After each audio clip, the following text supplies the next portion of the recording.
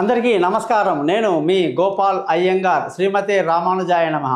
ఈ వారం 12వ తారీఖు జనవరి నుంచి 18వ తారీఖు జనవరి వరకు మేషరాశి నుంచి మీనరాశి వరకు వారఫలం ఎలా ఉందో తెలుసుకుందాం.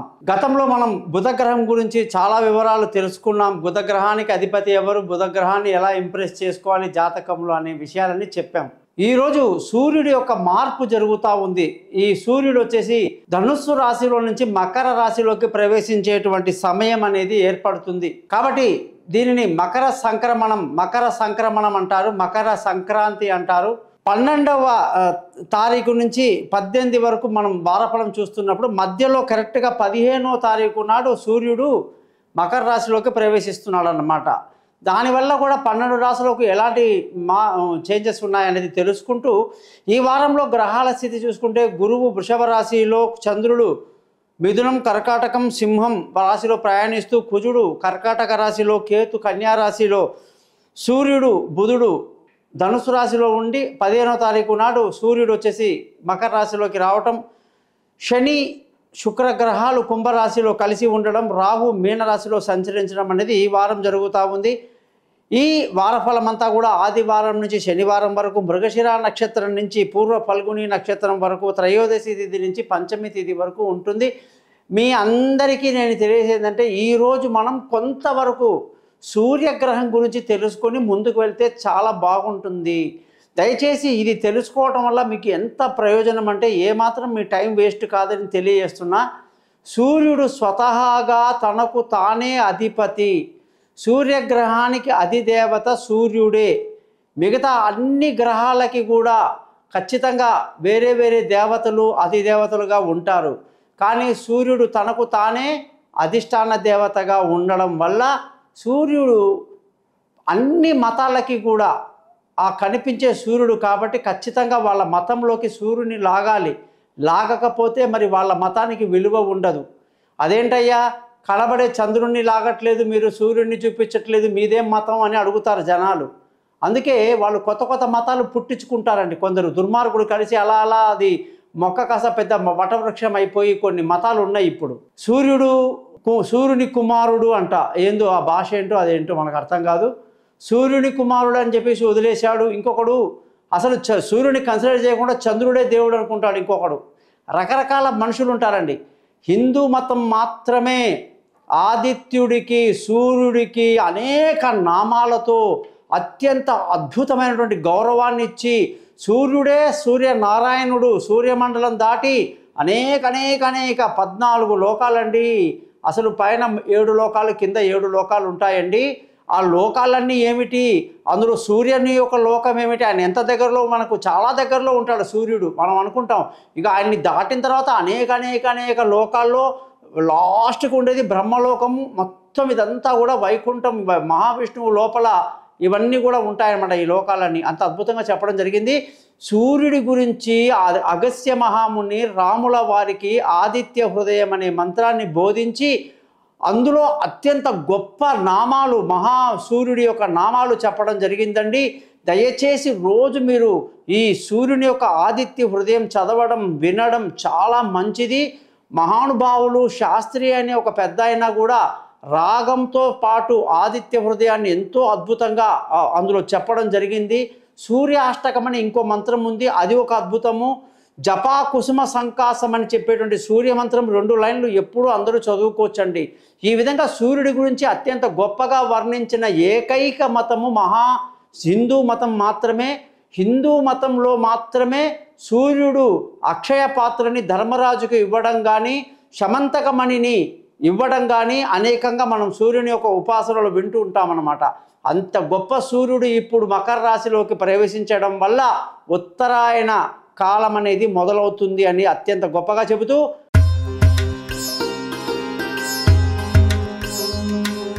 వృషభ రాశి వాళ్ళందరికీ 12వ తారీఖు జనవరి నుంచి 18వ తారీఖు జనవరి వరకు ఈ వారం అంతా కూడా సూర్యుడి యొక్క మార్పు అనేక రకాలుగా సూర్యుడు వీళ్ళకి చాలా ఇబ్బంది పెట్టాడు. అష్టమంలో ఉండి విలువైన వస్తువులు, వాహనాలు ఏవి కొనకుండా చేశాడు. తల్లి ఆరోగ్యాన్ని కూడా చాలా ఇబ్బందికరమైన పరిస్థితిలో నెట్టడం జరిగింది.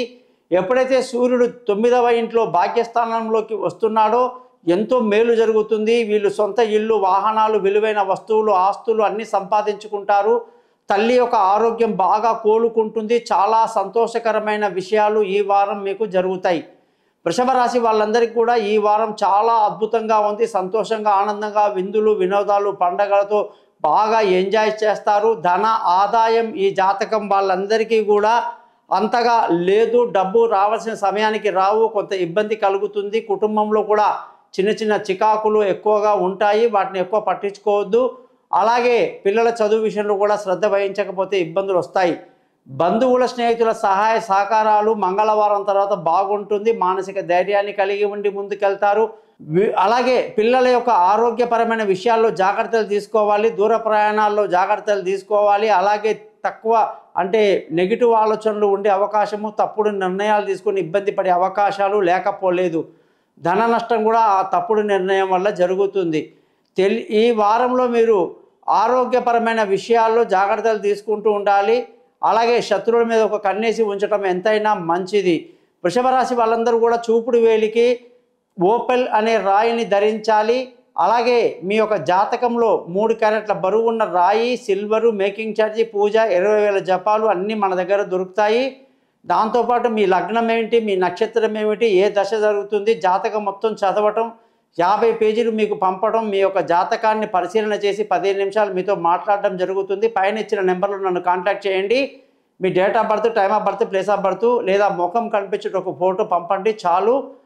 పరిహారాలన్నీ సింపుల్గా చెప్తాను. అలాగే ఈ ఛానల్ని మాత్రం సబ్స్క్రైబ్ చేయడం మీరు మర్చిపోవద్దు.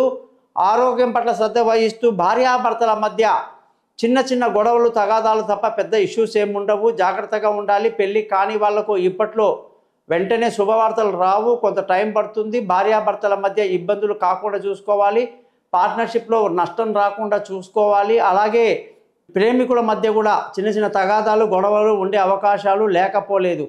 అదృష్టం ఈ రాశి వాళ్ళకి చాలా బాగుంది. తండ్రి నుంచి మంచి సహాయ సహకారాలు అందుతాయి. అలాగే పితృదోషాలు అన్నీ కూడా ఈ వారంలో కానీ అనుకుంటే తొలగిపోతాయి. పరిహారాలు చేసుకుంటే ముఖ్యంగా ఈ వారంలో అదృష్టం బాగా కలిసి వచ్చి ధర్మ మార్గాన్ని పాటిస్తూ ముందుకు వెళ్తారు. ఉద్యోగంలో ఎంతో అద్భుతంగా ఉంది. ఉద్యోగంలో ప్రమోషన్లు, ఇంక్రిమెంట్లు, పై అధికారుల ప్రశంసలు, కొత్త ఉద్యోగంలో అవకాశాలతో సంతోషంగా, ఆనందంగా ఈ వారం గడుపుతారు. అనుకున్న ఉద్యోగం అనుకున్నట్టు దొరుకుతుంది. పాత బాటలో మీరు ఏదైనా ప్రయత్నం చేసి వదిలేసినా ఇప్పుడు ప్రయత్నం చేయండి, ఖచ్చితంగా వస్తుంది. వృషభ రాశి వాళ్ళందరికీ కూడా అనుకున్న సమయానికి వీసాలు రావడం, విదేశాలకు వెళ్ళటం ఇలాంటివన్నీ బాగా జరుగుతాయి. వ్యాపారం పరంగా చూసుకుంటే వ్యాపారంలో మంచి లాభాలతో ఈ వారమంతా ముందుకు దూసుకు వెళ్తారని చెప్పేసి మనం వృషభ రాశి వాళ్ళని బ్రహ్మాండంగా చెప్పొచ్చు. అలాగే ఈ వారం ఖర్చులు మీకు బాగా కంట్రోల్లో ఉంటుంది అనేది కూడా మనం చెప్పొచ్చు. వృషభ రాశి వాళ్ళందరికీ కూడా మహాలక్ష్మి అమ్మవారు అధిదేవత కాబట్టి, శుక్రుడు కాబట్టి, హిమకుంద మృణాలాభం దైత్యానాం పరమం గురుం సర్వశాస్త్ర ప్రవక్తారం భార్గవం ప్రణమం అనే మంత్రాన్ని 20 సార్లు చదువుతూ లక్ష్మీ అమ్మవారి పూజలు చేసుకోండి. ఈ ఛానల్ని సబ్స్క్రైబ్ చేయండి.